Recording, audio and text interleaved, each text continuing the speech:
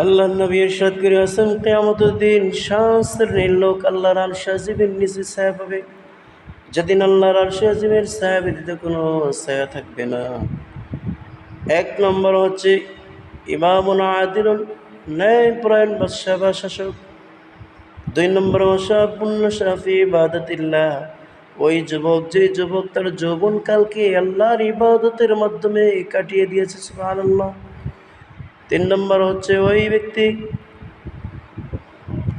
যে ব্যক্তি মসজিদের সাথে সম্পর্ক জুড়ে রেখেছে, অর্থাৎ মাগরিব নামাজ পড়েছে তো এশার নামাজ কখন পড়বে এর জন্য বেকুল হয়ে রয়েছে যার হৃদয়টা। তিন নম্বরে ওয়ারজুলানি তাহাব্বা ফিল্লাহি ইজতামা আলাইহি, ওই দুই ব্যক্তি যে একে অপরকে ভালোবাসতো আল্লাহর জন্য, আবার একে অপর থেকে পৃথক হয়ে যেত আল্লাহর জন্য, সুবহানাল্লাহ।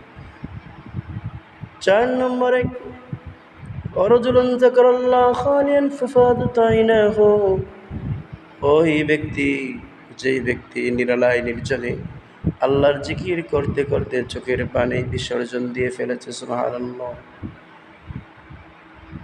পাঁচ নম্বরে ওয়ারজুলুন দাআতহু ইমরাতুন যাতু হাসনিন ওয়া জামালিন ফাকালা ইন্নী আখাফুল্লাহ, ওই যুবক যেই যুবককে কোনো সুশ্রী সুন্দরী জমিদার এর মেয়ে, সম্ভ্রান্ত পরিবারের সুন্দরী কন্যা জিনাহের দিকে আহ্বান করেছে, খারাপ কাজের দিকে ইনভাইট করেছে, তখন সে বলে দিয়েছে ফাকালা ইন্নী আখাফুল্লাহ, আমি আমার আল্লাহকে ভয় করি, সুতরাং আমি তোমার ডাকে সাড়া দিতে পারবো না।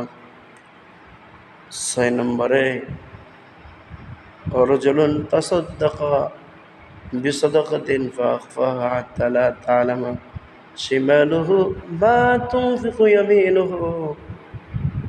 সাত নম্বরে হচ্ছে ওই ব্যক্তি আল্লাহর আরশে আজিমের নিচে ছায়া পাবে, যেই ব্যক্তি ডান হাত কি দান করেছে বাম হাতই বলতে পারে না, অর্থাৎ বাম হাত টেরই পায় নাই।